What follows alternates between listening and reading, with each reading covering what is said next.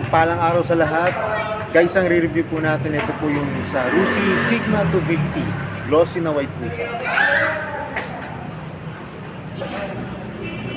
Ano po ito, sports bike. Pero pag bago pa lang po kayo sa aking YouTube channel, subscribe naman po at pahit ng notification bell para updated po kayo sa aking mga videos. Tara mga guys, simulan natin ito review. Wow! Ito na po yung Rusi Sigma 250. Yan. Sports bike po to. Guys, ang kulay nito ay glossy na white. Ngayon po, dito po sa may barangay Malusak, Santa Rosa, Laguna, tatlo po ang available na kulay nito. Glossy na red, glossy na black. Pero ito po yung i-review natin, ito pong glossy na white. Simulan po natin sa kanyang gulong. Ang tatak po ng kanyang gulong ay Yuan Sing. Ito po yung kanyang sukat, 110/70, 17 po. Ito po yung kanyang spike. Yan, ganda po ng spike ito. Kanyang disc brake, ano lang po siya guys, ordinary disc brake lang po siya. Ang sukat ay 3mm. Ito po yung kanyang front shock. Yan, may reflector po dito. Brake caliper po niya, yan, matte black. Tapos ito yung kanyang pairings. Carbon design po yung ano niya, pairings siya sa harap. Ito naman po yung kanyang gulong sa likod. Ang sukat naman po ay 140/70, 17 din po. Disc brake na rin siya guys. Ayan, disc brake na rin po siya. Kanyang muffler, ang ganda ng muffler nito, malaki. Tapos yung kanyang tip ay kulay gray. Na yung kanyang heat guard ay carbon design. Meron po siyang mud guard para iwas tibalsik. Hindi po masyadong dumumi yung ating underneath. Ito po yung kanyang tapakan ng kasan. Yan. Tapos yung fluid po sa kanyang brake. Ito po yung kanyang brake pedal sa likod. Ito yung kanyang taillight. LED na yan, no? LED na po yung kanyang taillight, pati po yung kabilang signal light. Tapos flexible naman po, hindi po siya madaling maputol o mabalik. May reflector po dito. At may ilaw dito para kita yung ating plaka sa gabi. Shoutout nga po pala sa Rusi at narireview ko po yung mga motor dito palagi. Shoutout! Ito po yung kanyang chain, yan o. Yan. Meron po siya rito instructional manual para sa ating chain. Tapos yung kanyang chain cover ay pairings po.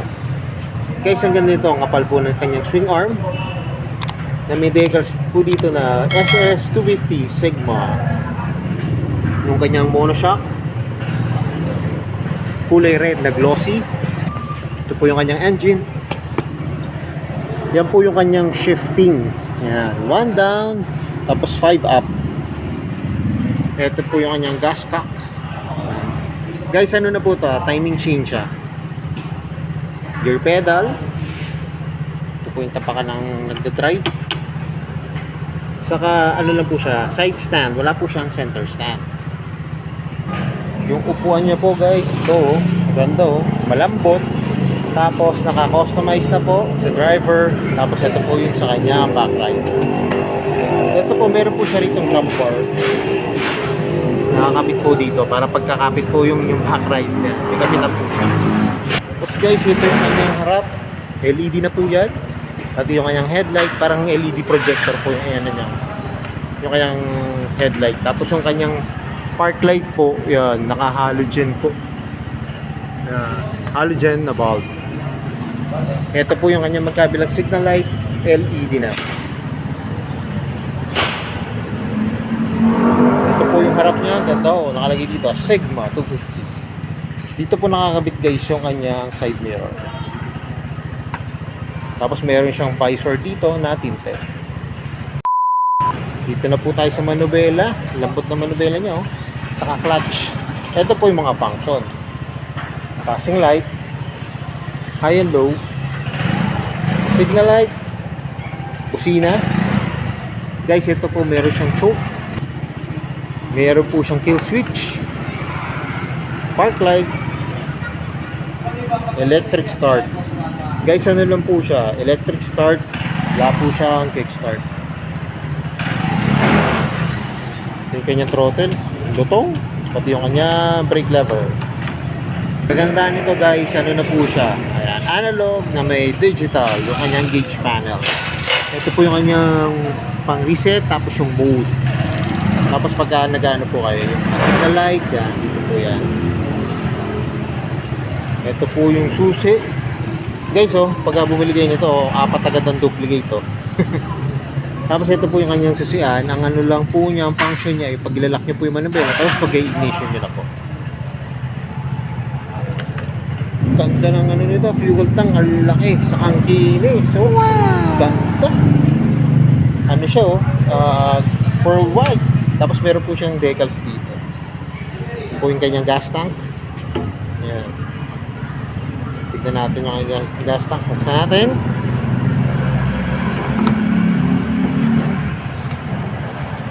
Yun, ganda, laki. Tapos, di tayo mangangaba kasi yung kanyang gas cover po ay may rubber. Hindi po siya mapapasok ng tubig kasi may rubber po siya.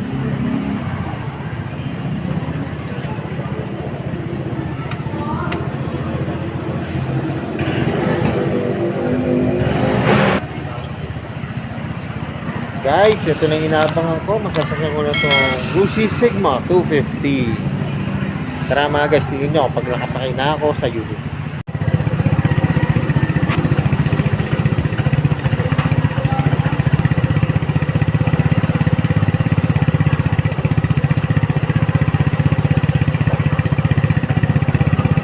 Ilang cc ba?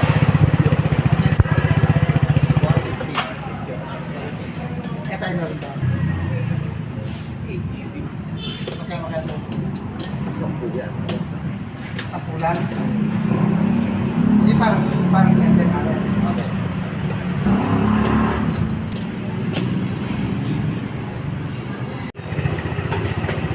Guys, nakita nyo, nasakyan ko na itong Sigma 250. Para po sa akin, ang height ko po kasi 5'5". Yun nga po, ano siya, tiptoe ako. May nataasan siya. Pero natanong ko naman po yung dito sa Casa Personnel, pwede pa po daw babaan yung harap. Pwede nyo pa pong babaan yung front shocks ng harap ng konti. Yun, maabot-abot na. Tapos, kagandaan nito guys, ano eh, ang lambot ng suspension sa harap. Lambot. Tapos pag nakaupo ka rito, napaka-komportable. Relax yung binti nyo gawa, no? Yung forma po ng tangke nya. Yan. Sumasabay sa ating legs. Tapos yun, forma po ng kanyang gas tank, ang laki. Ito talaga parang ay naka-big bike, pero sports bike po to guys, ha. Yan. Ang ganda po. Tapos, nakadagdag forma po yung kanyang gauge panel, yung kanyang manubela. Yung mga gustong magsimula ng sports bike na tight pa po yung budget, ba't hindi nyo po subukan to guys? Ang ganda po. Ayan. Para sa mga baguhan po sa the-clutch na sports bike. Yun nga lang po, kagaya na sinabi ko kanina, may kataasan po. Gusto nyo po, pwede nyo nga po daw babaan ng konti yung harap, yung front shock sa harap. Pero sa mga matatangkad do, yung mga 5'7" pataas, nako, goods na goods to, saktong-sakto sa inyo to. May dalawang kulay pang available dito. Dito po sa may barangay Malusak, Santa Rosa, Laguna. Yung tatlo na color variant, available po ngayon dito. Pearl white, yung glossy red, saka glossy na black. So yun, alam ko ito na yung inaabangan nyo. Magkano bang itong Sigma 250? Tara, tignan na natin yung price. Guys, ito pong Sigma 250, ang cash price niya po ay 93,000. Yan po ang kanyang down payment, 7,000. Pag kukunin niyo po siya ng 3 years, 3,780 pesos. Yan po, may rebate po siya na 300, magiging 3,480 pesos. Kung kukunin niyo naman po siya ng 2 years, yan, ganun pa rin po, 7,000 ang down payment. Tapos ang monthly niya na po ay magiging 5,055 pesos. May rebate po siya na 300, tapos magiging 4,755 pesos sa loob po ng 2 years. Kaya guys, kung naghahanap po kayo ng sports bike, yung mga gustong sumubok ng ganitong motor, available po ngayon to dito sa Rusi Malosa.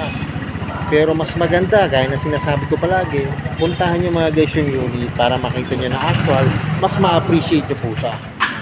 Habang available pa po yung tatlong kulay. Ayan.